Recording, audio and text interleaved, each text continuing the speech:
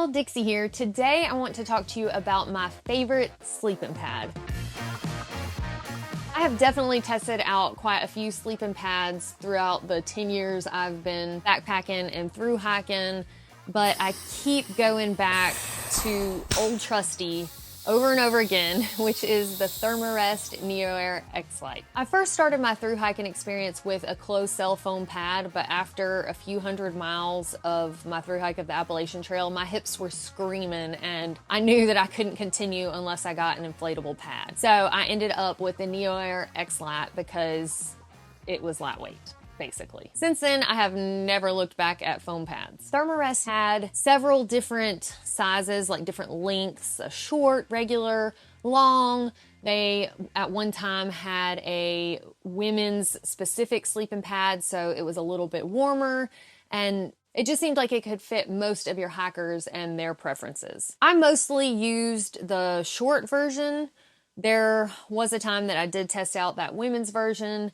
But yeah, my go-to for most of my through hiking, because it was so lightweight at only 8 ounces, was the short NeoAir X-Lite. My Thermarest NeoAir X-Lite is 2.5 inches thick and it has an R value of 4.2, so that makes it a pretty good 3-season sleeping pad. Also, in the world of inflatable sleeping pads, it was pretty durable. There were a couple of times that I popped one of these sleeping pads on a through hike, but it was really due to poor site selection more so than it just being a weak pad. But Thermarest was pretty good about when they sell you a pad, they include a in the field patch kit, and that patch kit was always very simple to apply and it held up. So I would always worry like, oh my gosh, is this thing gonna start leaking again from this spot? But I could use a pad again for thousands of miles and not have a leak from that patch spot. Now, if you haven't noticed, I said all of that in the past tense because unfortunately this pad has been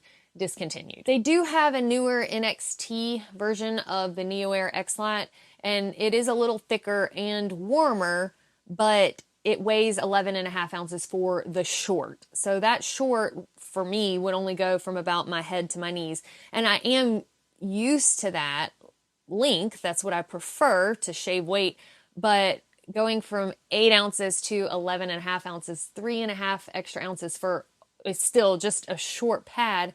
I didn't need it warmer. I didn't need it thicker. So because I couldn't use old trusty on my Arizona Trail through hike earlier this year, I tried the Nemo Tensor Elite, and that sleeping pad is actually just under 8 ounces, but it's a full length sleeping pad. It's 3 inches thick, so it's a little bit thicker than my NeoAir X-Lite was.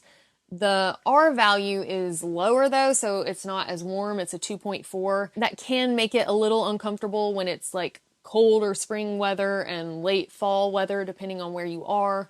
But it worked fine for me as far as temperature goes out on the AZT.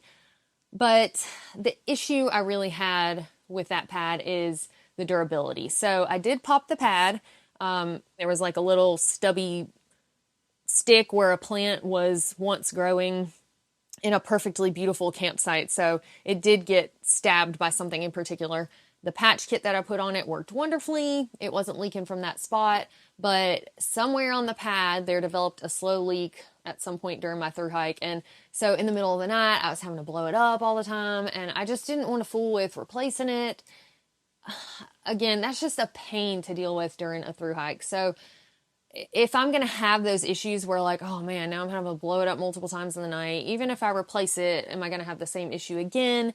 I just don't like having a piece of gear that I can't count on. So I kind of was done with the Nemo Tensor Elite after that happened. So basically, I am now in the boat of I either need Thermarest to bring back the NeoAir X-Lite, or I need some other company to make something that can truly rival what that pad was. And I don't know what's going to happen first, or, you know, if either of those sadly are going to happen ever.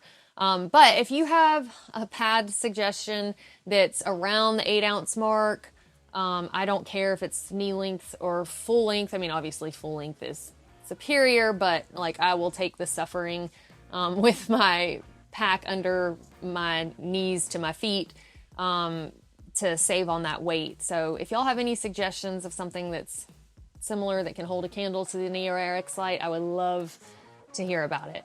But anyway, that's all I've got for you today on my favorite sleeping pad. I hate that, you know, I suggest something that's like, oh, I guess maybe you can find it on eBay if you really want it, but that's the reality of the situation. So anyway, if you've got a favorite sleeping pad, whether it meets my weight requirements or not, I would love to hear about that in the comments below. Because just because I want it to be 8 ounces or less doesn't mean everyone is, you know, held to that specific weight.